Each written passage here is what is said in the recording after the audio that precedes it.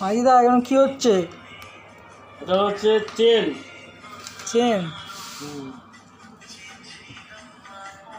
Chain লাগবে না? LED chain. এটা দড়ি দিয়ে এটাকে ভালো করে মানে ব্যান্ডিং করা হচ্ছে যাতে বেশি দিন লাস্টিং করে, তার জন্য। কারণ এটা ছাদে যখন খাটাবো তখন তোলা নামার সময় এটা ঠিকঠাক যেন উঠতে পারে, নাহলে শুধু তার থাকলে কী হবে, কোথাও আটকে গেল, ছিঁড়ে গেল। আর দড়িটা দিয়ে বাঁধা হচ্ছে মানে কি, লাস্টিংটা বেশি দিন হবে, এই কারণে এটাকে এইভাবে বাঁধা হচ্ছে। আর এগুলো সবই করলেন তো? হ্যাঁ, এগুলো সবই করলাম।